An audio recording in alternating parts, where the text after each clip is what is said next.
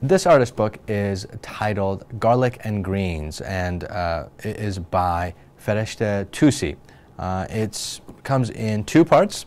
We have this booklet here, which gives you the titles of different individuals and participants in the project, as well as background information of the purpose of the project.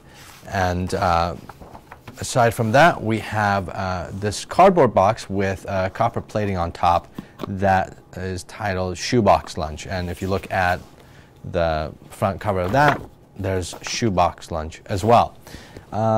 This was a new piece for me to experience for the Sound Pocket videos. And inside the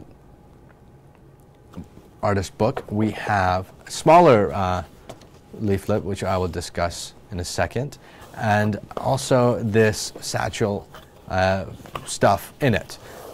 Without telling you too much about what's actually inside here, the very interesting thing about this piece is that it comes with a CD, and you're supposed to listen to the stories that are part of the artist book.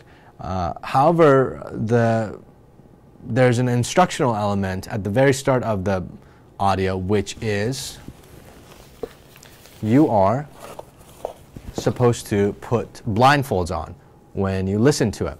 And there is this connection to lack of sight and listening to these stories, which are furthered by the stories themselves, which are one of the participants, I believe, is entirely blind. And that is why this leaflet that's inside the box itself is in text, regular text, written, as well as Braille, so a blind individual would be able to read it as well. But that instructional element automatically puts the listener in a different place, not only because you have the blindfolds on, but also you listen differently when you're told to do something versus just kind of observing different stories on a track or in a movie or in a text. And that aspect of it is very nice with this one.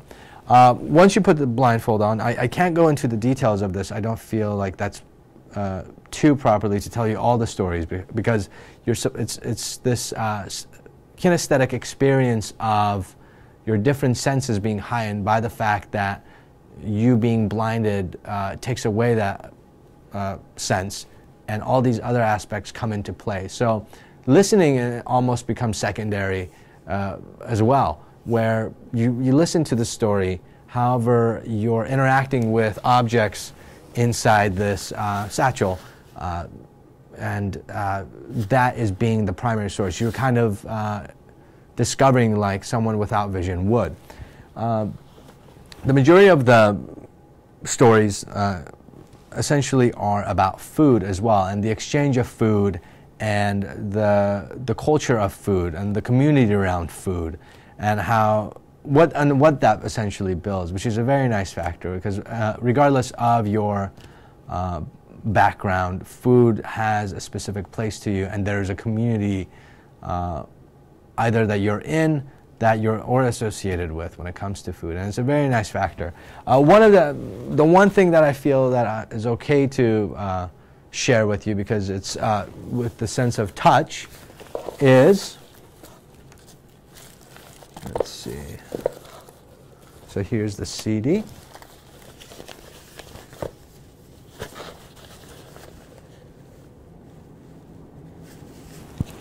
I will say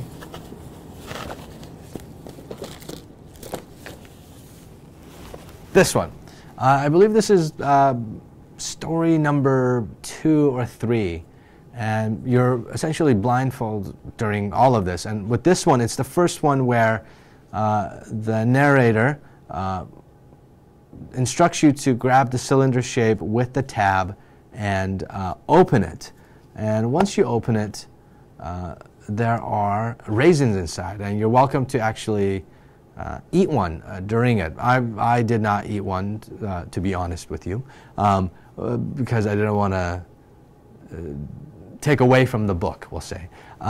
But you're allowed to eat one. So there's this notion of taste that comes into experiencing a book, which you don't normally get. And that's why this artist book is really strong in its ways of creating kinesthetic experiences alongside telling stories.